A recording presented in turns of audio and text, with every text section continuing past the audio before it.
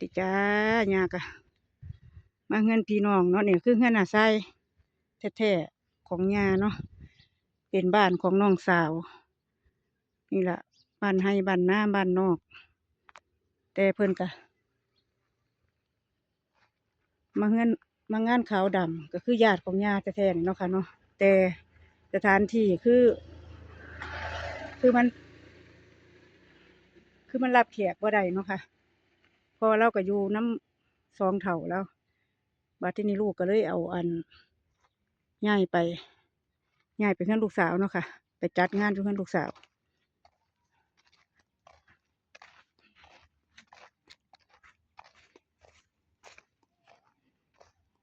นี่ก็คือเพื่อนลูกสาวเพื่อนเนาะ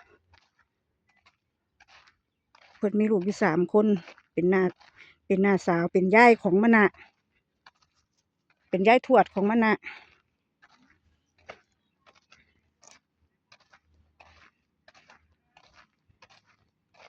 บ้านให้บ้านหน้าทงให้ทงหน้าเนาะมันก็ไกลเมืองอยู่ค่ะนี่ไกลเมืองอยู่มองนี่แหละค่ะ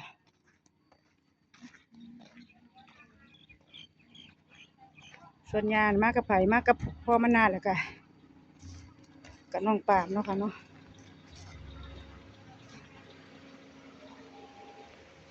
กับน้องนี่เป็นเพื่อนลูกสาว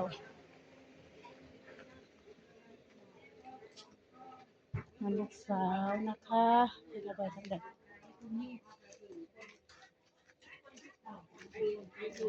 เพื่อนละบ่ได้เพื่อนละถูกไปหลอดช่วยเลยเอาเด้งอยู่ข้างในหมดนะมันลูกสาวนะคะ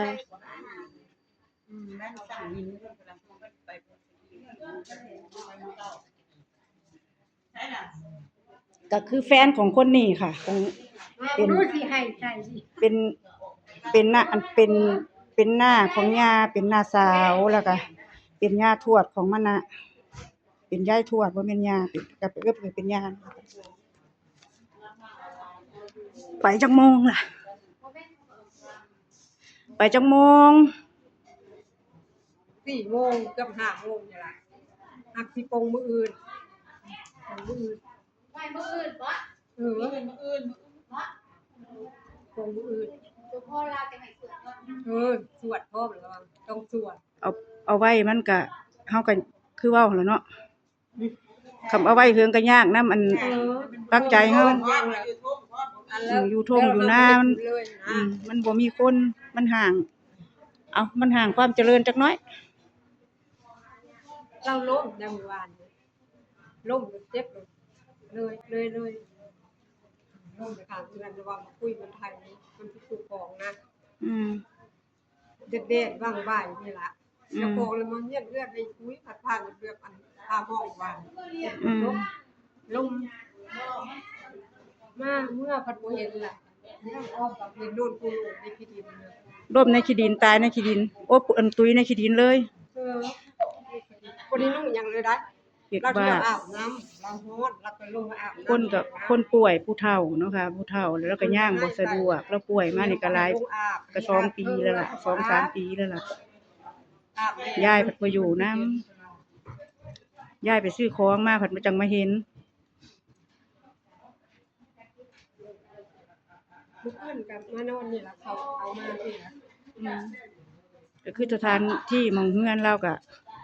บ่มีมันก็บ่มีหม้องนั้นเราเลยย้ายมาอยู่เฮือนผู้สาวนะคะเนาะได้เลยสวัสดีจิ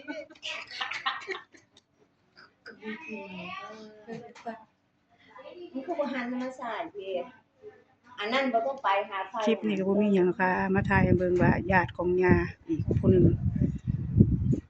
ลมโพลมไส้ได้ตุยแล้วเนาะค่ะเนาะ